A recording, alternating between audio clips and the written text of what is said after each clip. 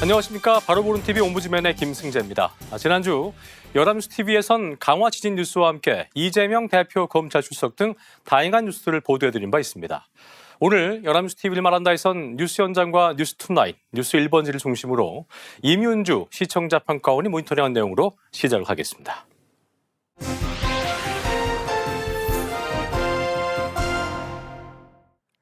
(2023년) 새해가 밝으며 우리 사회의 다양한 분야에서 변화가 있거나 혹은 변화가 시도되고 있습니다. 윤석열 대통령은 신년사를 통해 노동, 교육, 연금 등 3대 개혁을 속도감 있게 진행하겠다고 밝힌 바 있습니다. 이에 대해 지난 3일 연합뉴스TV 뉴스 1번지에서는 전문가와 함께 대담을 진행했는데요.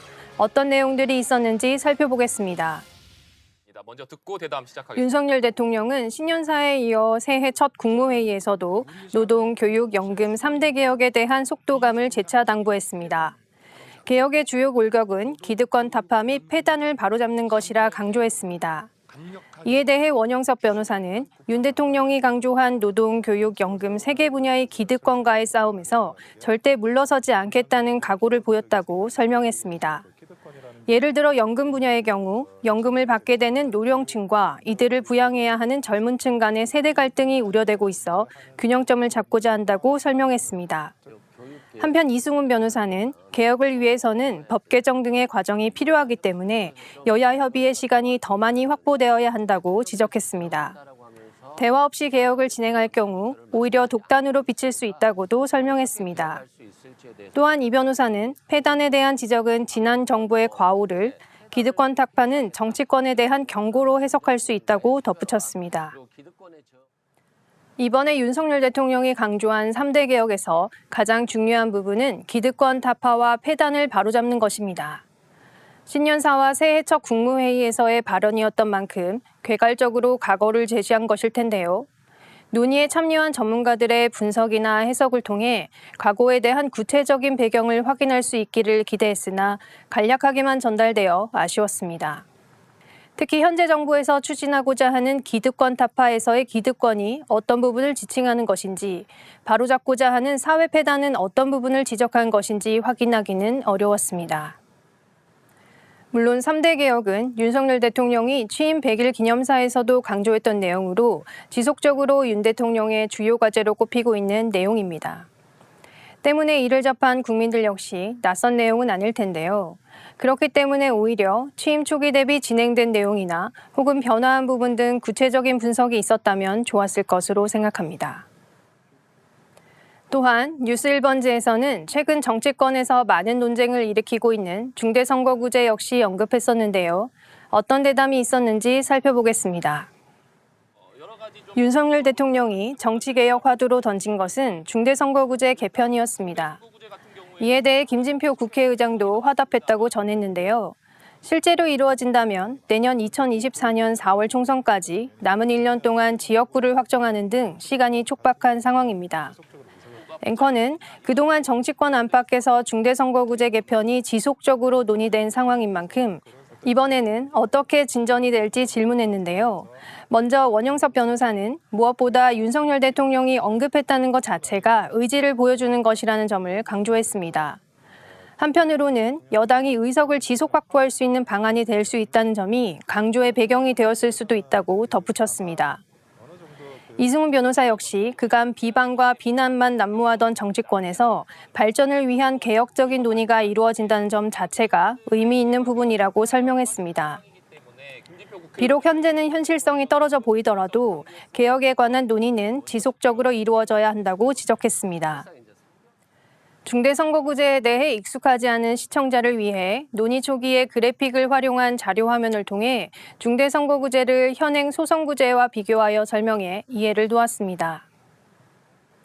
또한 전문가들은 중대선거구제를 추진하고자 하는 함의들을 다양한 관점에서 설명해 주었습니다.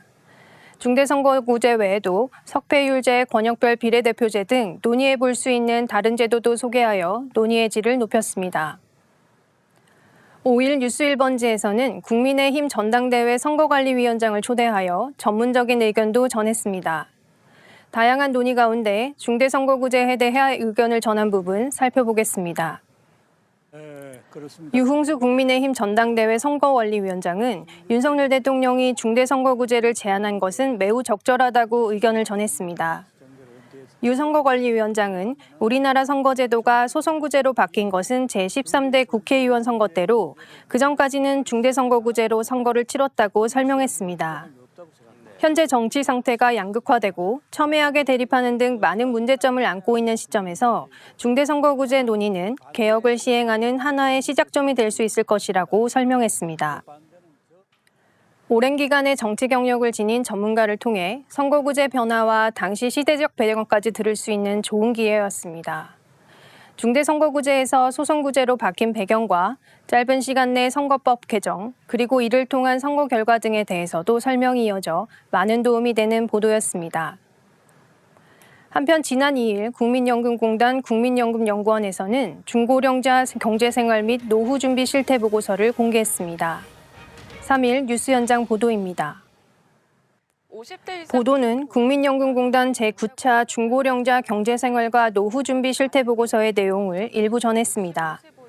보고서에 따르면 노인이 된다고 생각하는 시점은 평균 69.4세로 법적 기준 65세보다 4세 많은 것으로 나타났습니다. 또한 이들이 생각하는 적정 노후 생활비는 부부 기준 월 평균 277만 원으로 조사되었습니다. 생활에 필요한 최소 생활비로는 개인 기준 약 124만 원으로 조사되었는데요. 작년 9월 말 기준 개인의 국민연금 평균 수령액은 약 58만 원으로 조사 금액 대비 절반에도 못 미치는 것으로 나타났습니다. 앞서 살펴본 것과 같이 연금은 현재 윤석열 대통령이 강조한 3대 개혁 중 하나입니다. 현 정부가 강조하고 있는 주요 과제인 만큼 국민들 역시 관심이 높을 텐데요. 따라서 해당 내용을 보다 더 구체적으로 정리하여 보도했다면 더 좋았을 것으로 생각합니다. 보고서에 따르면 응답자들이 생각하는 적정 생활비, 최소 생활비가 지역별로도 큰 차이를 보이고 있습니다. 예를 들어 서울 거주자의 경우에는 적정 생활비가 전체 평균 금액보다 약 60만 원 정도 높게 나타나기도 합니다. 그 외 노후 시기에 대한 주관적인 응답으로는 기력이 떨어지는 시기, 근로활동 중단 이후 등으로 평가한다는 조사 결과도 함께했습니다. 다양한 조사 내용이 현재의 연금 개혁과 함께 생각해 볼 수 있는 부분으로 구체적인 내용을 전달하거나 현재 연금 개혁과 연계하여 보도하였다면 보다 의미 있는 보도가 되었을 것이라는 아쉬움이 있습니다. 이번에는 국회 분위기를 전한 3일 뉴스투나잇 보도 살펴보겠습니다. 기자는 윤석열 정부의 연금개혁 주요 추진 방향이 기존 제도의 틀을 유지하되 보험료율과 같은 핵심 변수를 조정하는 모수개혁으로 설정하였다고 전했습니다. 연금 고갈 우려가 커지자 미래 세대를 위한 지속 가능성 확보에 방점을 찍은 것이라고 강조했습니다. 국회 연금개혁 특위에서는 보험료율 인상과 관한 두 가지 안이 제시되었습니다. 급여 수준을 그대로 두되 보험료율 인상을 강조하는 안과 소득 대체율을 인상하고 그에 맞는 보험료율을 인상하자는 두 가지 중심적 주장이 있다고 설명했습니다. 또 한 가지 핵심 축은 수급 개시 연령 상향 부분입니다. 현재 수급 연령이 2033년 기준 65세로 되어 있는데 이를 더 늦춰야 하는 주장도 있다고 전했습니다. 기자는 종합적으로 정리하여 더 내고 더 늦게 받는 안이 추진될 가능성이 있다고 전하며 결국 공정한 부담과 사회적 합의가 관건이라고 지적했습니다. 이후 개혁안은 여론조사와 공청회 등 공론화 과정을 거쳐 신중하게 추진할 예정이라고 덧붙였습니다. 본 보도는 현재 국민연금을 둘러싼 주요 쟁점을 짧은 시간 안에 매우 잘 전달했다고 생각합니다. 국회 특위 회의 내용을 전하는 보도인데 많은 회의 내용 가운데 가장 중요한 쟁점인 보험료율 인상과 수급 개시 연령 등 두 가지를 명확하게 전했습니다. 또한 보도 첫 부분에 모수개혁부터 언급하여 전체적인 방향성 역시 쉽게 이해할 수 있었습니다. 이처럼 연금개혁과 관련해 필요한 보도 내용들은 연합뉴스TV를 통해 대부분 빠짐없이 잘 보도되고 있습니다. 중요한 사안인 만큼 앞으로도 보다 심층적인 보도 기대하도록 하겠습니다.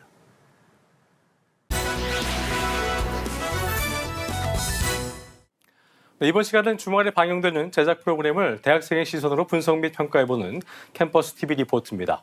이번 주에는 서강대학교 박수민 학생과 함께하겠습니다. 어서 오십시오. 안녕하세요. 네. 자, 수빈 학생 지난주에 어떤 프로그램 모니터했습니까? 네, 저는 연합뉴스 연중기획 하모니를 모니터링했습니다. 이번 방송에서는 수능을 본 후 대학 면접을 앞두고 있는 큰딸을 따라간 베트남 댁 경미 씨의 이야기를 다뤘습니다. 그럼 자세한 모니터링 내용 지금부터 전해드리겠습니다.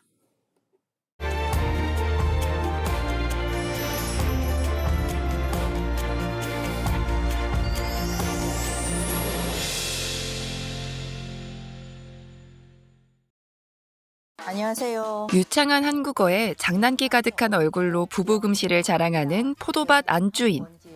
베트남에서 한국으로 넘어온 지 벌써 20년째라는 경미 씨입니다.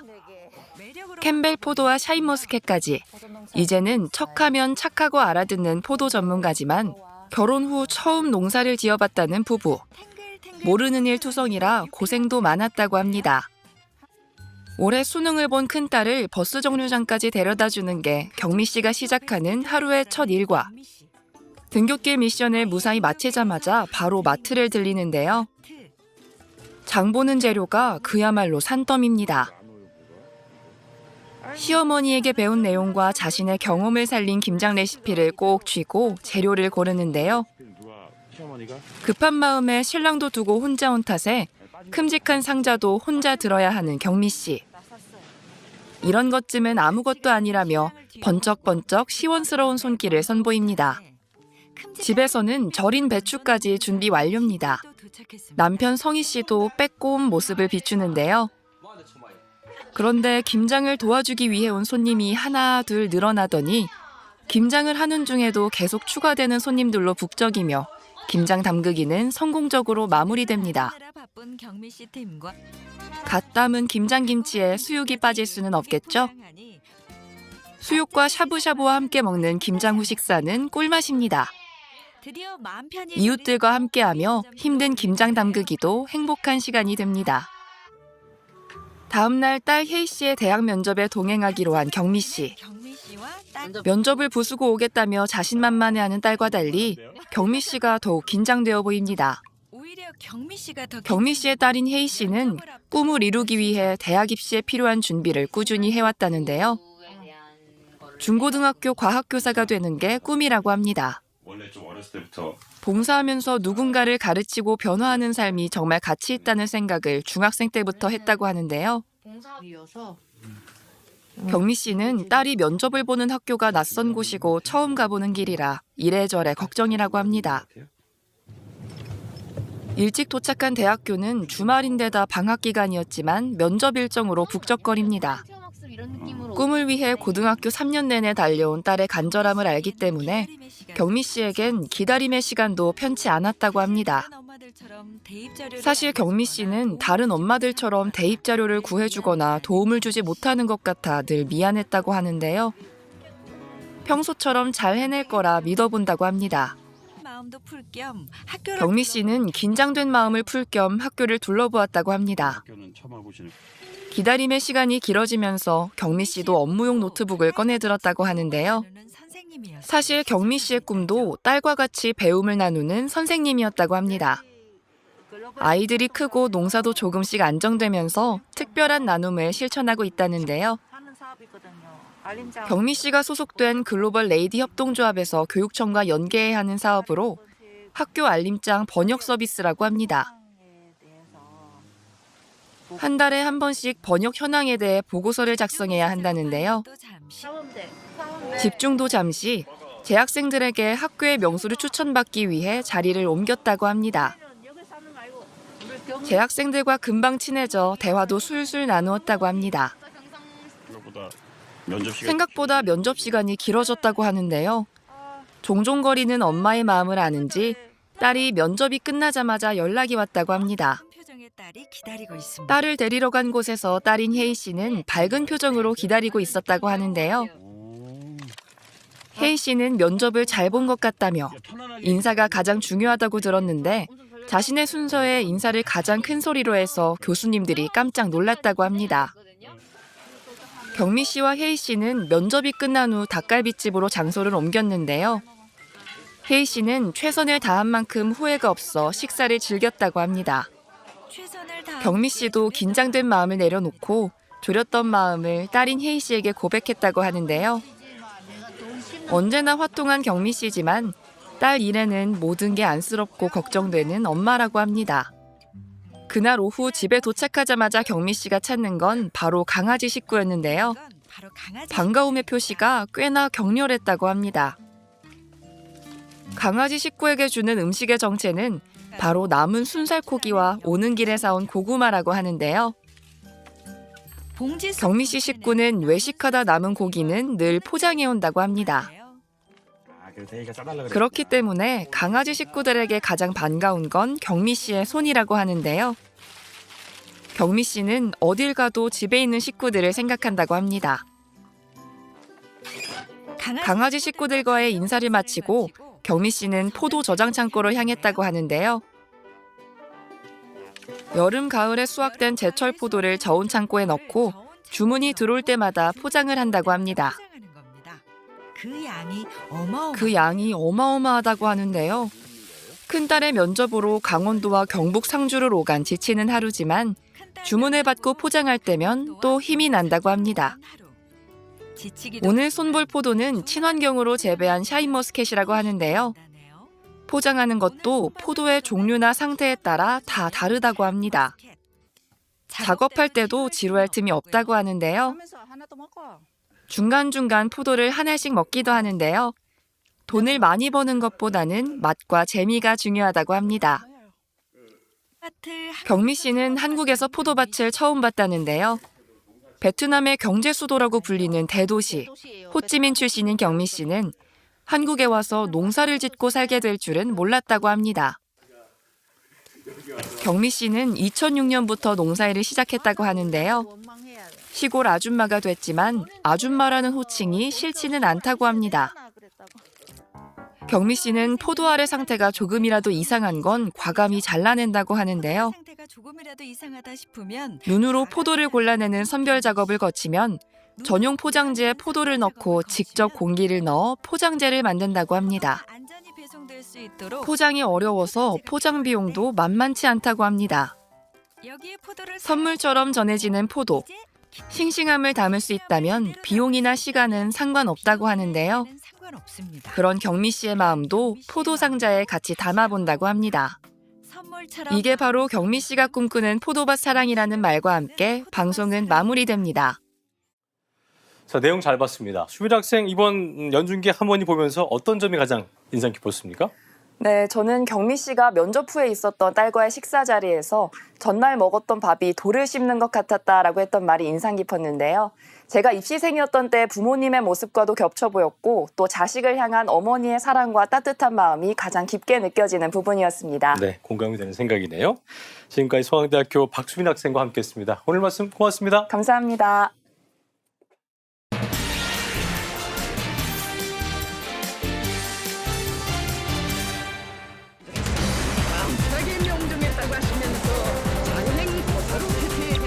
북한이 우리 영공을 침범한 명백한 도발 행위이다.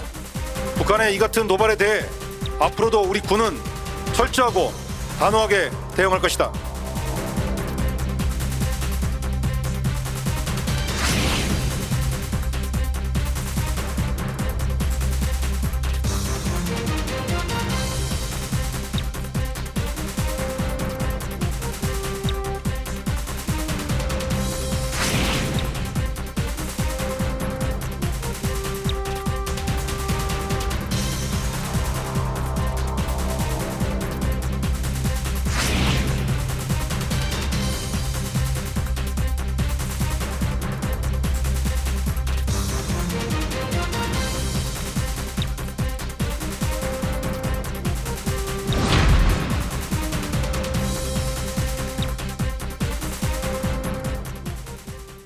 네, 지난 연말 국민들을 놀라게 했던 북한 무인기 침범 뉴스 이후에 계속해서 새로운 뉴스들이 전해져 오고 있는데요. 오늘 TV와 비평에서 관련 내용들 자세하게 짚어보겠습니다. 도움 말씀에 국가공무원 인재개발원의 김진숙 교수와 함께하겠습니다. 어서 오십시오. 네, 안녕하세요. 예. 자, 지난달 26일이었습니다. 북측 무인기 5대가 우리 영공을 침범했었죠. 네. 서울을 포함해서 수도권 일대를 정찰 비행한 것인데 네. 우리 영공이 뚫어진 것도 뚫린 거지만 무인기 격추에도 실패를 하면서 안보 공백 우려가 나왔는데요. 네. 먼저 사건 경위부터 정리를 해볼까요? 북한 무인기가 5시간 동안 서울과 이제 수도권 일대를 정찰 비행한 것으로 확인됐습니다. 네. 인천공항과 김포공항에 항공기 이륙이 중단되고 또 무인기에 대한 시민들의 제보가 있었는데도 정부에서는 지역 주민들에 대한 경보나 상황 설명이 없었죠. 우리 군은 북한 무인기를 포착하고 1시간 30여 분이 지나서야 무인기 대비 태세를 발령했는데요. 공격 헬기를 투입하고도 무인기를 한 대도 격추하지 못했고 또 이 과정에서 출동한 공격기가 이륙 도중에 추락하는 사고도 일어났습니다. 뭐 자라보고 놀란 가슴, 숫뚜껑 보고 놀란다는 말처럼 다음 날에는 세 대를 무인기로 오인해서 우리 군용기가 출동했고 또 그 군용기를 또 북한의 무인기로 오인해서 인천시에서 재난 문자를 통해 강화군 성모도 지역에 무인기가 관측됐다는 문자를 발송하기도 했습니다. 예. 결국 육안으로도 식별되는 무인기 격추에 실패했을 뿐만 아니라 여러 면에서 이제 대응의 허점을 드러내기도 했습니다. 윤석열 대통령이 잇따른 발언도 문제가 됐습니다. 예. 무인기 사태의 책임을 전 정부의 탓으로 돌리는가 하면 평화를 얻기 위해서는 압도적으로 우월한 전쟁 준비를 해야 한다. 또 북한이 무인기 한 대를 보내면 우리는 두 대, 세 대를 보낸다 등의 이제 강경 발언이 논란을 빚기도 했습니다. 예. 언론에서는 정부와 군의 대응에 총체적인 문제가 있다면서 비판했습니다. 우선 동아일보는 북한 무인기가 방공 시스템을 뚫고 들어와 주요 시설을 정찰하려 한 것도 문제지만 테러나 국지 도발에 활용될 수 있다는 점에서 더 위협적이라고 전했습니다. 또 북한이 무인기 5대를 한꺼번에 내려보낸 것은 혼란을 유발해서 한반도의 긴장을 고조시키려는 의도적인 도발이라고 해석했습니다. 예.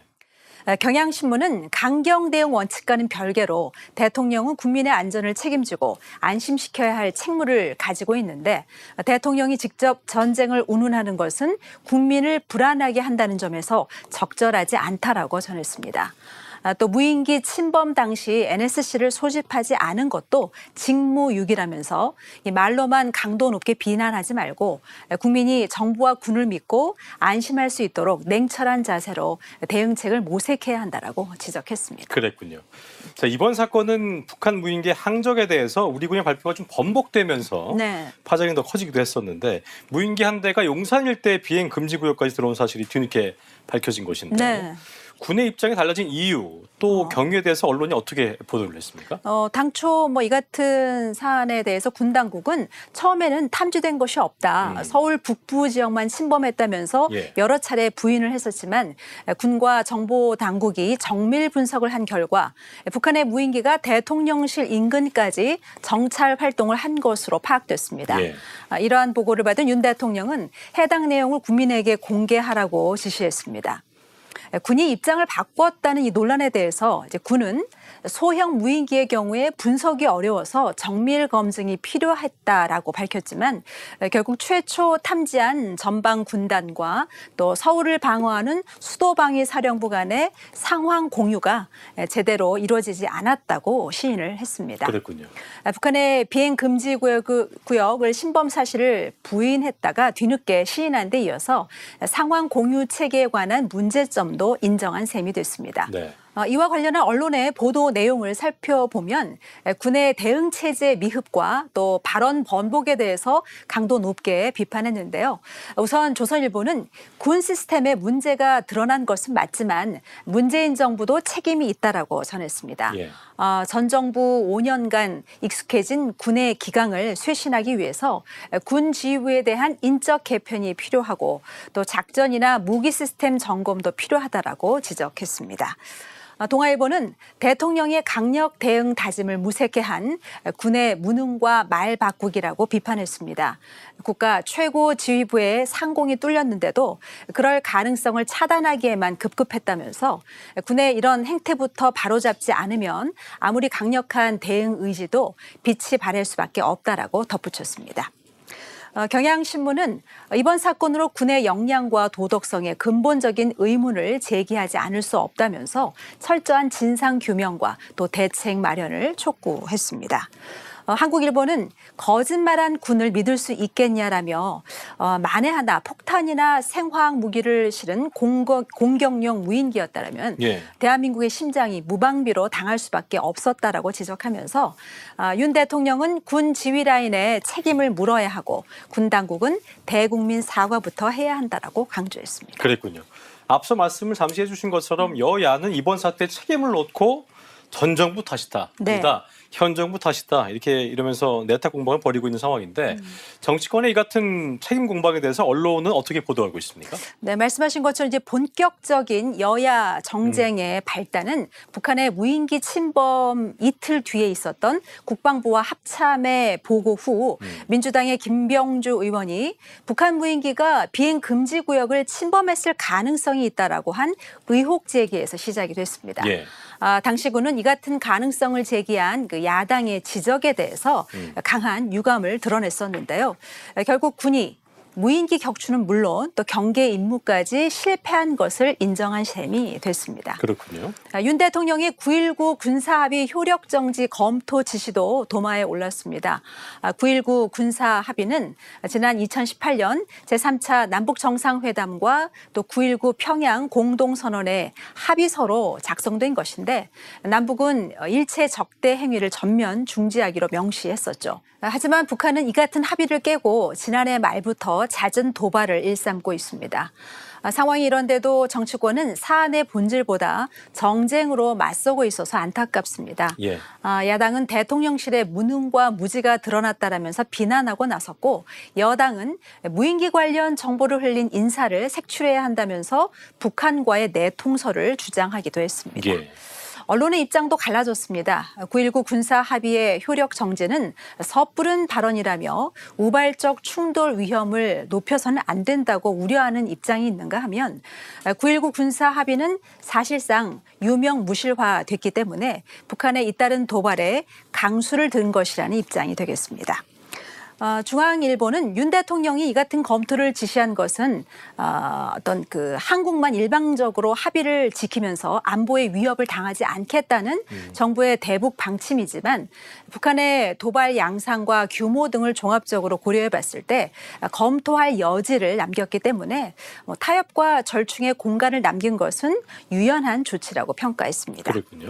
또 도발은 북한이 일으켰는데 우리끼리 싸우는 것은 북한의 의도에 휘말리는 어리석은 일이라면서 여야도 정치 공방을 중단하고 안보 공백을 메울 치밀한 보완 방안을 놓고 머리를 맞대야 한다라고 강조했습니다. 한겨레 신문은 남북 무력 충돌을 막을 9.19 군사 합의라는 안전판이 합의 4년 만에 존폐 기로에 있다면서 문제는 남과 북이 윤석열 정부 출범 이후에 서로를 적으로 몰아세우며 합의 위반에 보복으로 대응하는 일종의 해볼 테면 해보라식의 수렁으로 빠져들고 있다라고 전했습니다. 그랬군요. 자, 중요한 것은 북한의 무인기 침범으로 인한 안보 공백의 이 우려가 여야 간의 정쟁 이슈로 변질돼서는 안 된다는 것일 텐데 네. 끝으로 이를 위해서 언론이 어떤 역할을 해야 될지 네. 짚어주시죠. 단기간에 이제 끝날 것으로 예측이 됐던 러시아 우크라이나 전쟁 소식을 거의 이제 1년째 접하고 있는데요. 그러고 있죠. 전쟁은 남의 나라 이야기로 느껴지지만 사실 해외에서 보면 우리 국민이 느끼는 것 이상으로 한반도는 위기 상황입니다. 그렇습니다. 이런 상황에서 우리 언론은 보수 진보할 것 없이 대체로 북한의 도발 의도가 경제적인 이득이나 체제 유지를 위한 것이지 실제로 전쟁을 일으킬 능력은 없다라고 전하고 있습니다. 하지만 이런 언론 보도는 일반 국민들, 특히 이제 전쟁을 겪지 않은 세대들의 안보 불감증으로 이어질 수도 있다라고 생각이 듭니다. 북한의 도발이 이제 양치기 소년 이야기로 들릴 수 있다는 것이죠. 전쟁이 나겠어 이런 거죠. 네. 예. 어떻게 하면 이제 전쟁을 좀 막고 평화를 정착시킬 것인가에 대한 깊은 고민이 필요한 시점입니다. 예. 해외 언론의 전망을 통해서 한반도의 현재와 미래 예측을 맡기지 말고 우리 언론이 국제 정세 등 다양한 변수에 보다 적극적인 해법을 제시해야 할 것입니다. 네. 안보는 이제 거친 말로 지키는 것이 아니라 냉철한 자세와 또 철저한 대응에서 지킬 수 있습니다. 남북한 강대강 국면에서 언론이 좀 더 중심을 잡아줬으면 좋겠습니다. 네, 중요한 내용까지 국가공무원 인재개발원의 김진숙 교수와 함께했습니다. 오늘 말씀 고맙습니다. 네, 고맙습니다.